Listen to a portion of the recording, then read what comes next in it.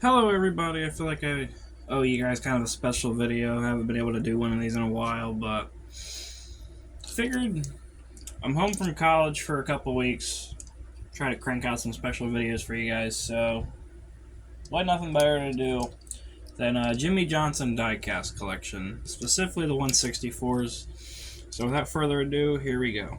One thing I will mention though, we're going from, in terms of years, we're going from oldest to newest.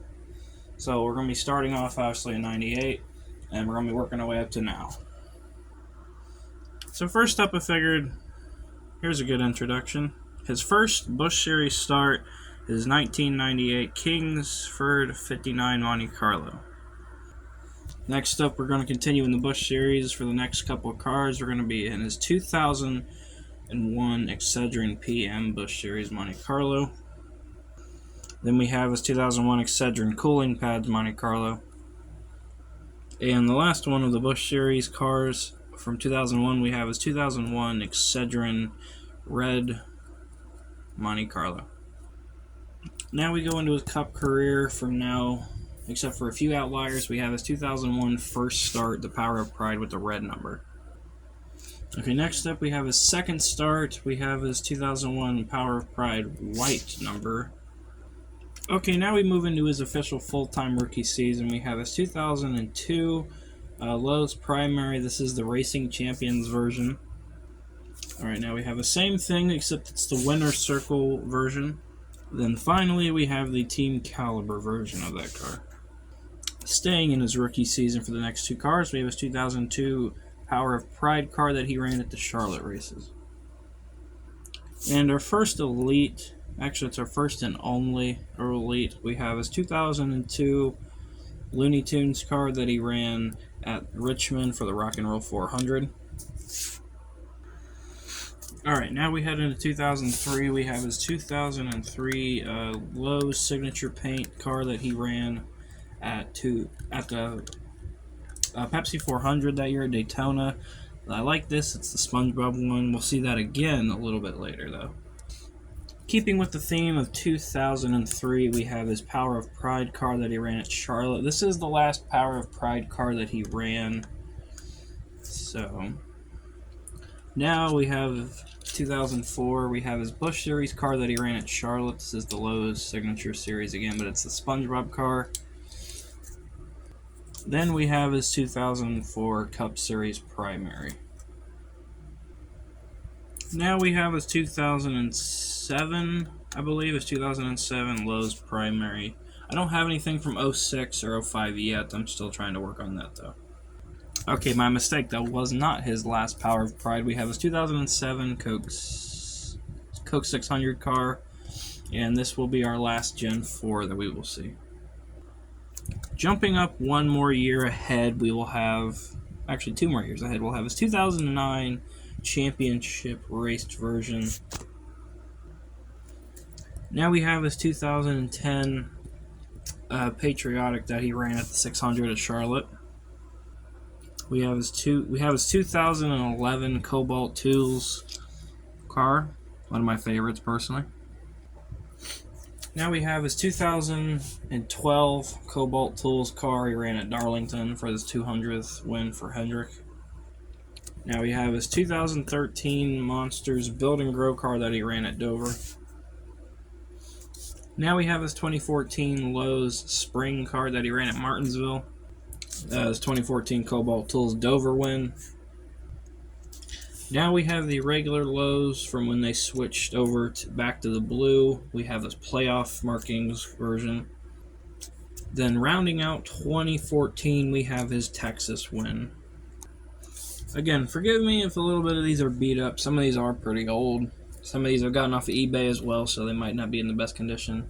This one especially, it's his 2015 Primary.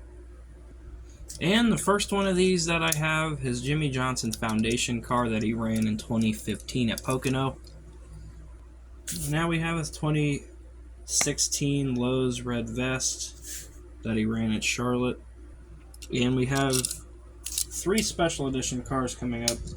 We have his 2016 Cobalt Tools Championship markings. Obviously, he didn't run this car at Homestead, but it's still nice to have. Now let's get this story out of the way. We have his 2016 Lowe's Championship car, regular version. This is a very old car of mine. It is very beat up. I do apologize for that. Now, taking the bad, we have the good. We have his 2016 Liquid Color Championship marking. Actually, it is the only liquid color I own, and it is definitely my favorite that I own. Even if I would get another one, because this thing is just amazing. I actually picked this up at Talladega a couple years ago. Definitely a favorite of mine.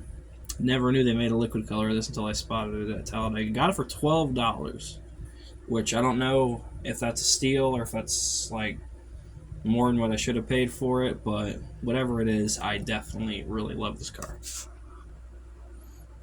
Now we move into 2017 with his Lowe's regular, or his Lowe's primary that he ran. A lot of people say this is the start of the downfall years of him. I don't know. He did win 3 times a year, but it was the Pocono crash year. But other than that, it's still a good, really good-looking car. Even until the end of Lowe's, they were still producing really good-looking cars. Now we have his 2017 Patriotic car that he ran at Charlotte. Definitely a good-looking one. Now, the first of 3 throwbacks that I do currently own is his 2017 throwback. Now we have one of the more recent pickups that I've gotten. It's his 2018 Jimmie Johnson Foundation car that he ran at Kentucky. I'd say the last true Foundation car that he ran, because we both know that the Ally cars really didn't care about the Foundation paint schemes. But nonetheless, great car. Hate that it was on the old PTC mold, though. Now we have, in my opinion, a very underrated car. Obviously, a lot of people don't like it just because of the way Jimmie ran that year. But if you look past that, it definitely stands out. It's nothing too special the way it's organized, but the way the yellow the yellow sticks out. And that's what I personally think makes it look really good with the Hendrick Dayglow yellow. But obviously, the first of the bad years for Jimmie was this year, and it's a good-looking car, though, so I can't give it too much crap. Now we leave Lowe's and we head over to Ally. We have his 2019 Ally primary that he ran. Personally, not one of my favorite schemes. Don't really like it too much. Actually, one of my least favorite years as a Jimmie Johnson fan, if you don't count this year, because this year was bad, but this year was it was just bad. The only notable thing he did that year, obviously, was the Clash, and a lot of us Jimmie Johnson fans like to forget that ever happened, but definitely a good-looking car to an extent. It doesn't really do it for me in terms of it being an outstanding paint scheme, but it's a good-looking car. You just gotta put past kind of the year to really think of it as a good car. Now, a lot of people didn't like the Lowe's throwbacks. The only one I personally liked was the 2016 one. I don't have that diecast. Been looking for it, but it is going up in value. Here was the first year that I really think Jimmie ran a really great throwback.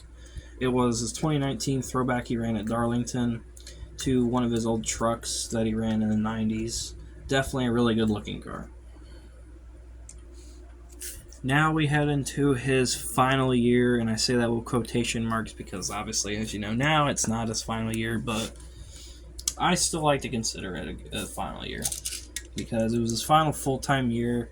It was his final year in the 48 in terms of NASCAR. It was the final year with Hendrick. So here we go. Into 2020, we have his primary that he ran with Ally for the first half of the year. Then we head over into the Coke 600 and we have his patriotic car that he ran. Definitely the way Lionel made this was I don't like it.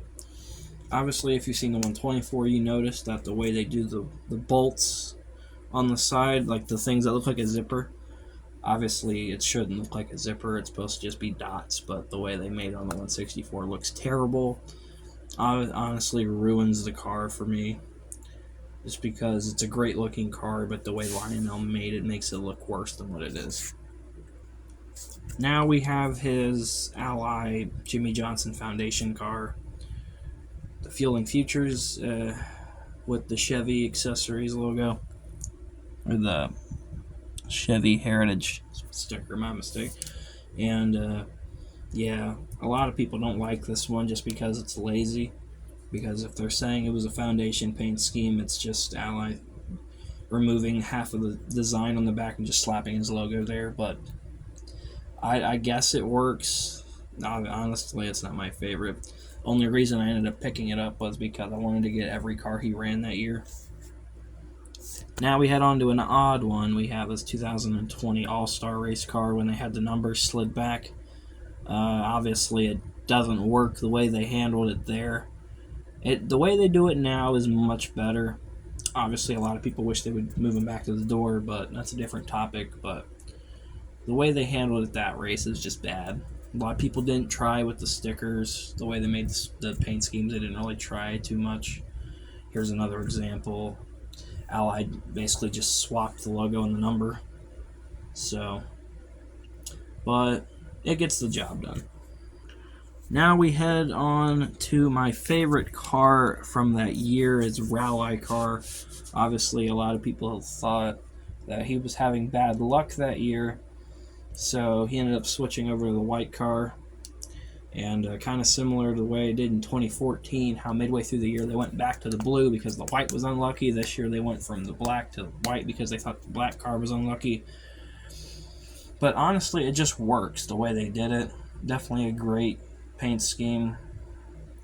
So if you want to say this was his last good primary, I feel like he went off in a good way with it. Now we head off to 2020's throwback. It is kind of a hodgepodge, if I had to say anything.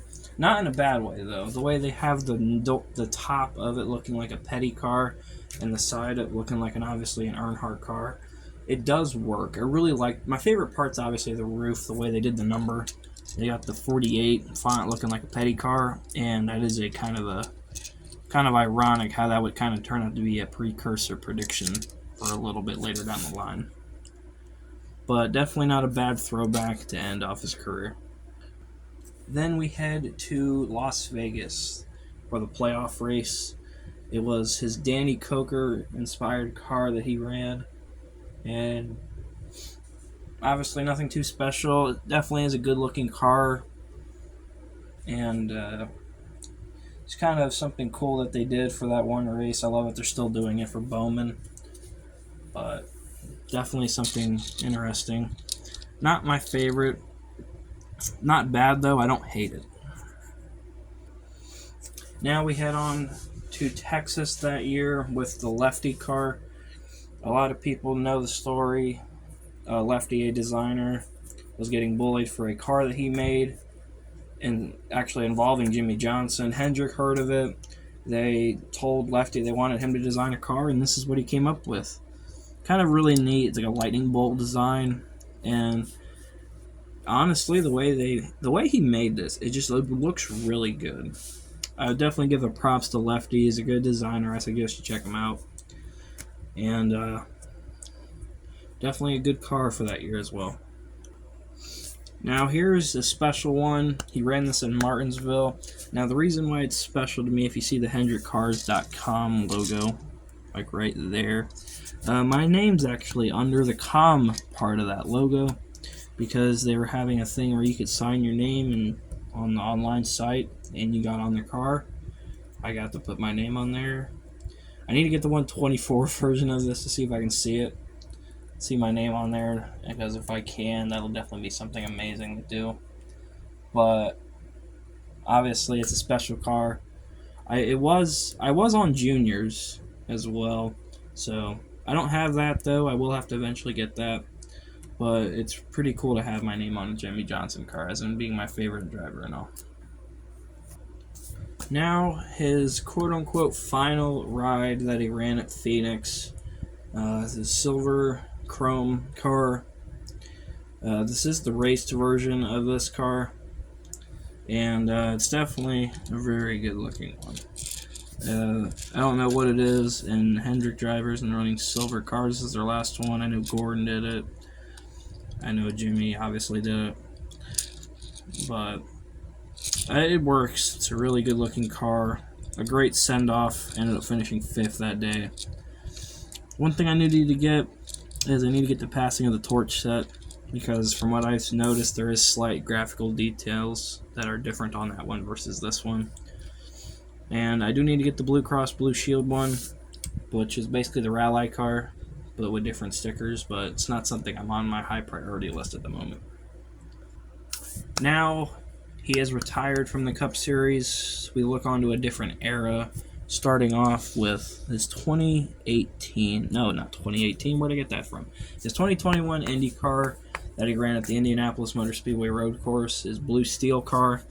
Definitely a really neat looking piece. I don't have his 2021 primary he ran. That's something I've been looking at, but it's a lot of money at the moment. Then we head on to 2022. Now this one is special to me, as he did run okay in this car, obviously not at the road courses, but at Texas he ran pretty good. He ran at the Indy 500, he ran alright. Led a lap before crashing late into the race. I was there for that race for the Indy 500. Sadly, they didn't produce any more of his cars after this. They only made 3 of them. I wish they would have made at least 2 for that year, especially his Iowa cars, those white ones for the American Legion. Those were definitely nice looking ones, especially since he finished top 5 at the second race and finished 11th at the first one, and led a majority of the laps at the first one as well. And that will end his IndyCar career. Now we head back to NASCAR for a couple cars. We have his 2023 test car from Phoenix. He is now a part-time owner of Legacy Motor Club. Well, he's a full-time owner of Legacy Motor Club, formerly RPM. He's a part-time driver now. I still need to get the Carvana car that he ran for the Daytona 500. But I have his test car, and there it is. Now we have his Club Wyndham car that he ran at Circuit of the Americas. Obviously, a lot of people that are Jimmie Johnson fans, me included, don't really care for this car, as, well, it only ran one corner, and it qualified in the 30s, so a lot of us don't look on it too fondly.